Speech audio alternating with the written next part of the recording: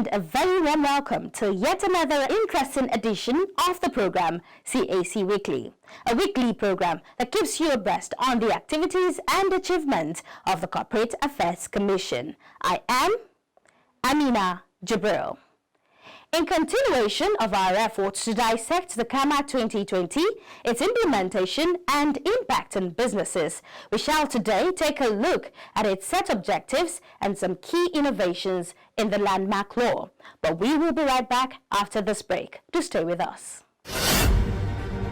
The CAMA 2020, the game changer as it is often called, is poised to further enhance and facilitate trade and investment in the country. The CAMA 2020 has 870 sections which are classified into chapters under Parts A to G. While Part A deals with the composition and administration of the registry which functions as a regulator. Part B has 29 chapters which stipulates the life cycle of companies from their incorporation through to liquidation. But C and D have 11 and 2 chapters respectively and set out provisions that govern limited liability partnerships, LLPs, and limited partnerships, LPs. Parts E and F reprised sections on the registration and regulations of business name and incorporated trustees, with a few changes outlined in chapters 3 and 7 respectively. Part G introduces the quasi-judicial body. Quasi-judicial body, for the benefit of some of our viewers, according to Wikipedia, it defines it as an entity such as an arbitrator or tribunal board, generally of a public administrative agency, which has powers and procedures resembling those of a court of law or judge, and which is obliged to objectively determine facts and draw conclusions from them so as to provide the basis of an official action. An important milestone for the business sector, the CAMA 2020 removes substantially a significant number of bottlenecks that hitherto prevents market penetration by micro, small and medium enterprises, MSMEs, and significantly reduces the reporting obligations and requirements that may ordinarily inhibit the growth of the MSMEs. CAMA 2020 is not just transforming the business environment, but also simplifying the process of company registration.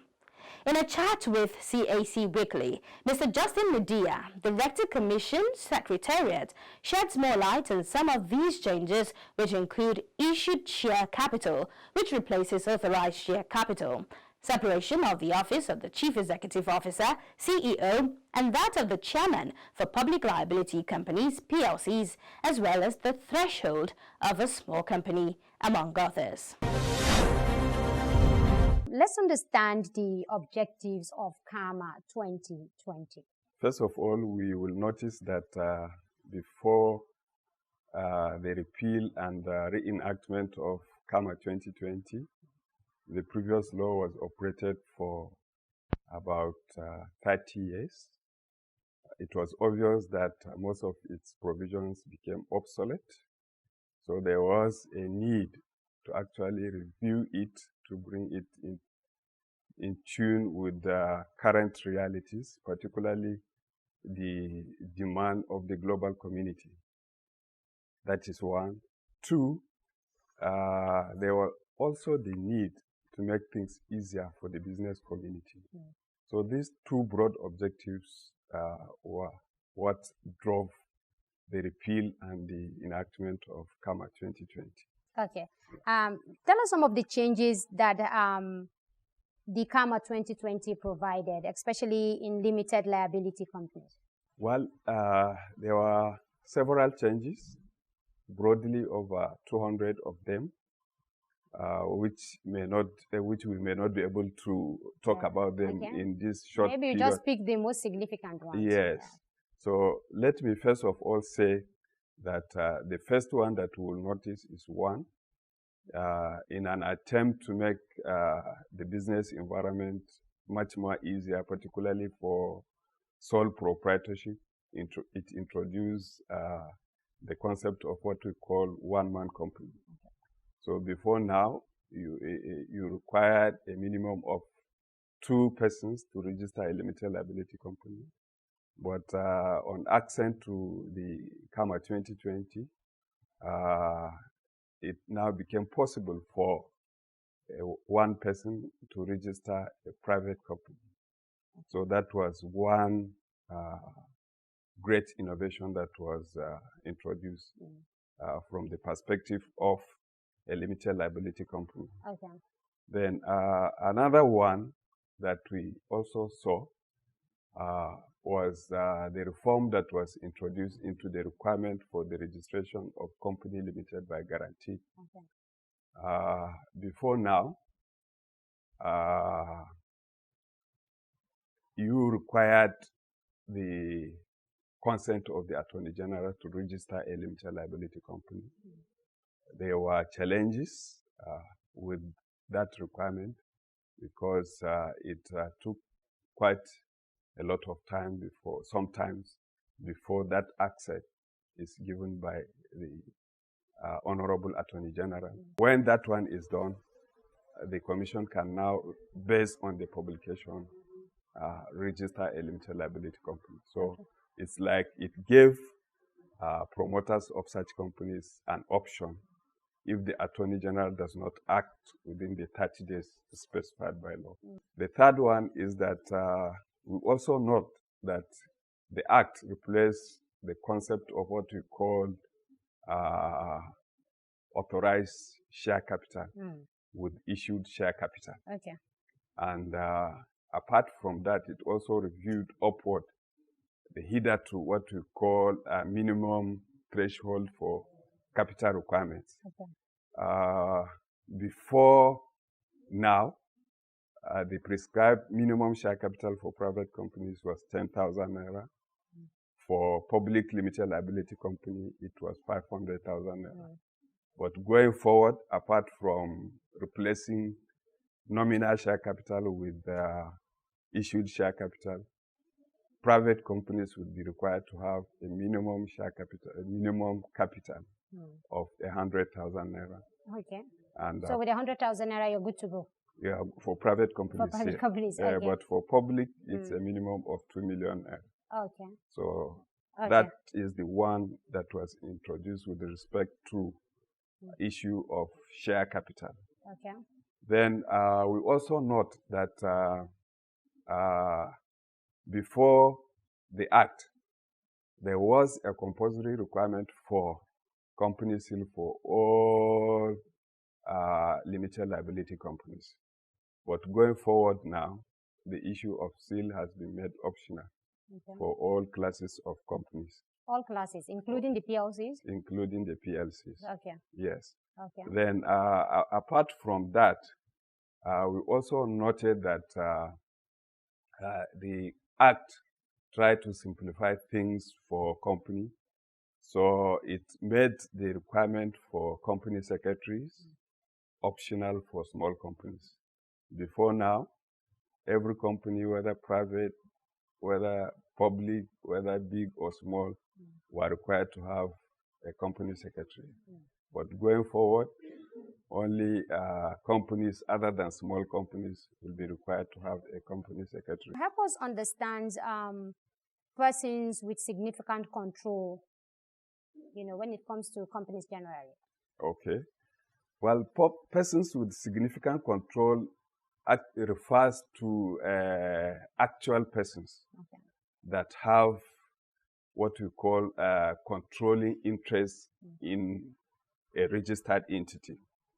And the threshold from our own perspective is a minimum of 5%. So once you have 5% interest, that's looking at it from ownership perspective now. Once you have 5% interest in a company, you will be considered as a person with significant control. And the law puts an obligation. Just 5%? 5%. What if somebody else has 95%? Well, the minimum is 5%.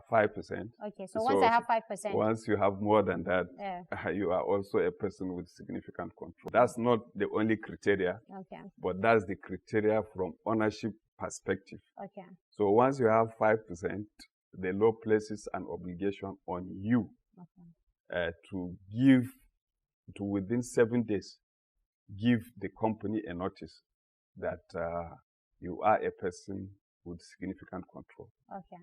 And the company also, when they receive the notice, they are expected to maintain a register of persons with significant control, and in turn give the commission within 30 days notice that they have received notice from this person that he is a person with significant control. Okay. And the commission is also required to keep a register of persons with significant control. What about the issue of interlocking directorship for PLC, which is now limited to just 5%? Well, before now, there was no restriction on on the number of legal entities. Okay, but before you answer, let me jump in here. Yes. What do you mean by interlocking directorship? We mean a person that is a director in more than one companies. Okay. Yes. Okay. So for public companies, the law puts a minimum of 5 companies.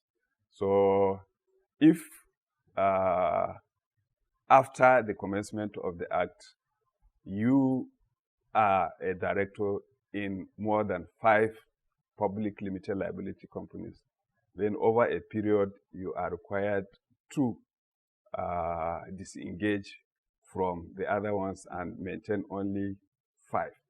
The idea is that a director owes a lot of responsibilities individually to any corporate entity that he is a director in. So it is expected that for him to discharge those responsibilities properly, he should have sufficient time. Okay. Give sufficient time, give sufficient attention to any company to which he is a director. The thinking is that if it is more than 5, he may not have adequate time to give adequate time and attention to those companies. Yes. Under the CAMA 2020, help us define what a small company is. You know, that's what appeals to most people, isn't it? Yes. The law gives a specification that there should be what we call turnover. That once a company has a turnover of more than 120 million and a net asset of 60 million naira, it will be considered as a small company. If it has more than? If or it below? If it has. Okay. If it has below. Okay. Below those. Below 60 million naira asset? Below 60 million asset. Net asset and 120 million turnover. Okay. But what is often overlooked in that area is that the law also gives the commission to review this requirement. So it could prescribe a requirement that is above or below the threshold that is given in the act. So it's not that it's cast in stone. Oh, okay. So the understanding is that it just gives that as a guide. Under the new law, we also understand that there is a separation of office of the chairman from the CEO. Or, you know, we are used to CEO stroke chairman or chairman stroke CEO. Yes, before now, you could double as a chief executive officer and a chairman of a company.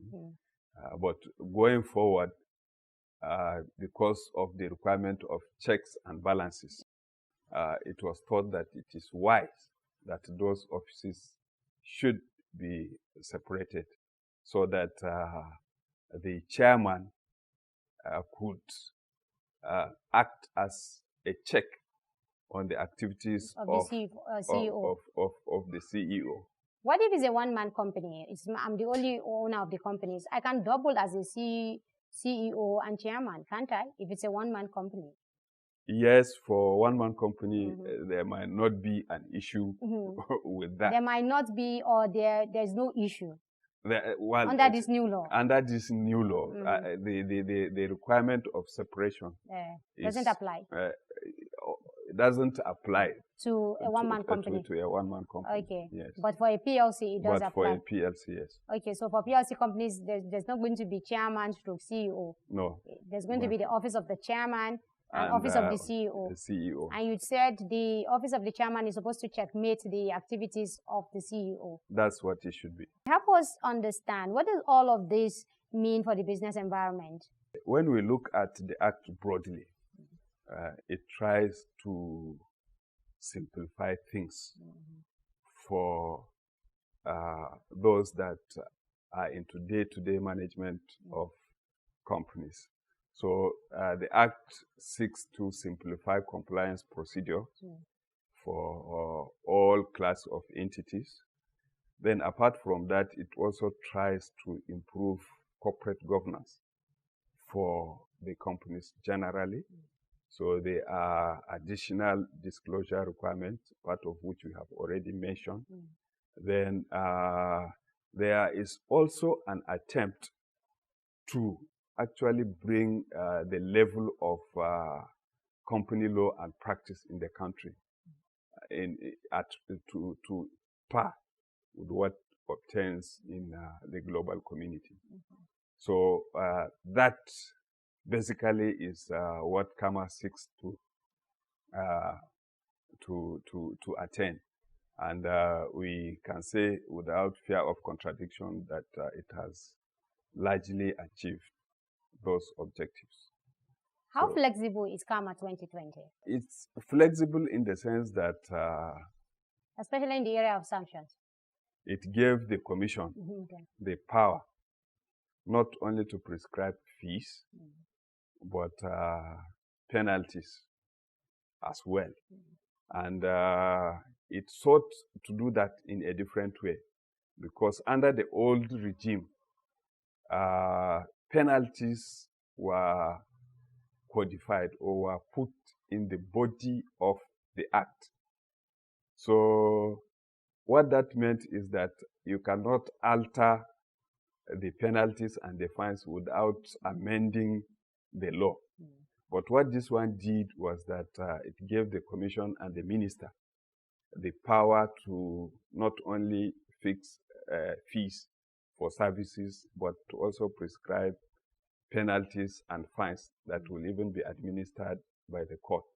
So by that, it made it flexible that once there is a need to amend the fees, the penalties, and the fines, the Commission, along with the Minister, can easily do that without substantive amendment to the law itself. People should not have any concern or worry as far as the sanctions are concerned.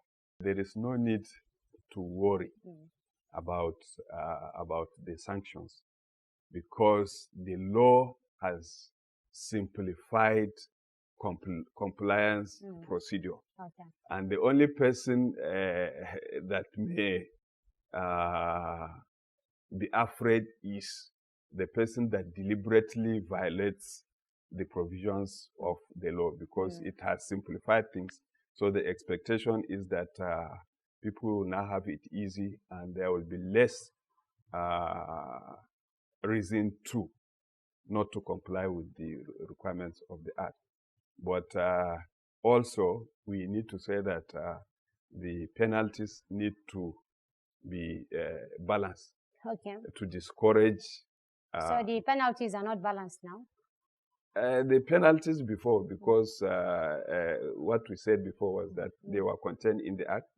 Some of them, after 30 years, you are talking about 5 naira, 100 naira.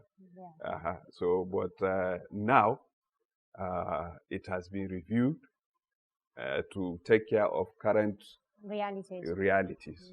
But it's not going to be as stiff as people think. So, but where there is a need to discourage a behavior, then the penalties have to be stiff also to discourage people from violating those particular sections. As we wind down, for a lot of Nigerians, having the law is one, implementing it to the fullest is another issue.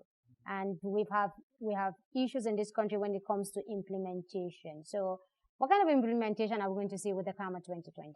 Before the act was passed, the commission was already in the picture. It prepared itself to hit the ground running once a consent was given by Mr. President.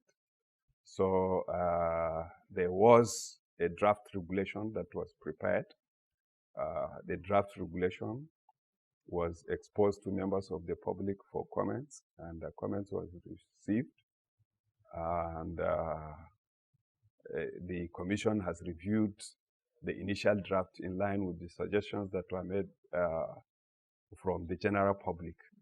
The regulation now has been sent to the minister for approval. As soon as that one is done, the commission will hit the ground running.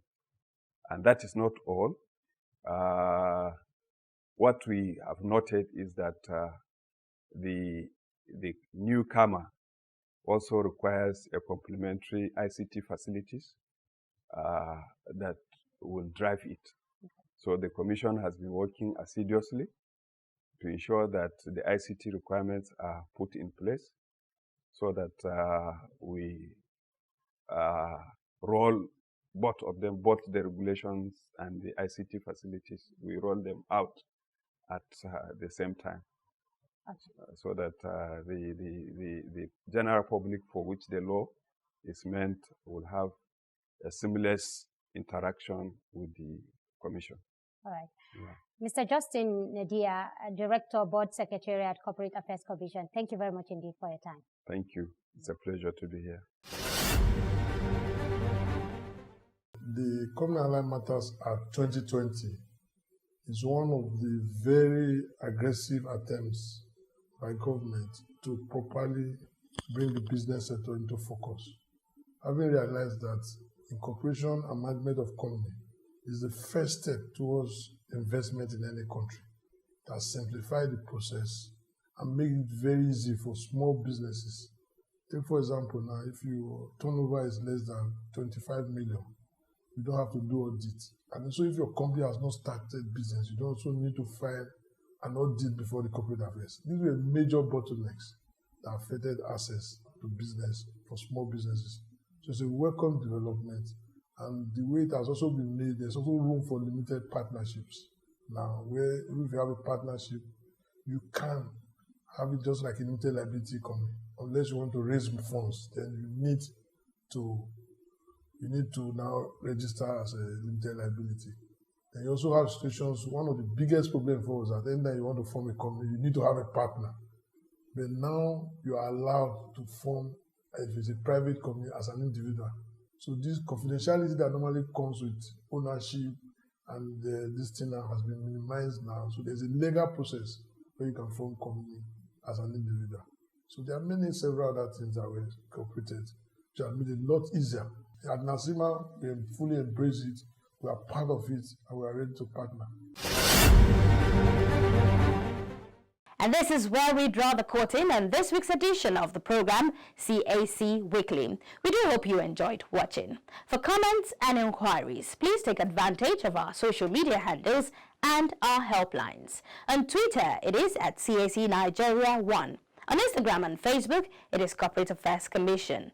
Our email is cservice@cac.gov.ng. Our website is www.cac.gov.ng. And our helplines are 081-822-99016 or 081-822-98971 or 090-874-01598 or 090-874-01599 and 090-874-01600. Do join us next week for another interesting edition of the program. Same time, same station. From me, Amina Jibril, and the whole team here, it is bye for now.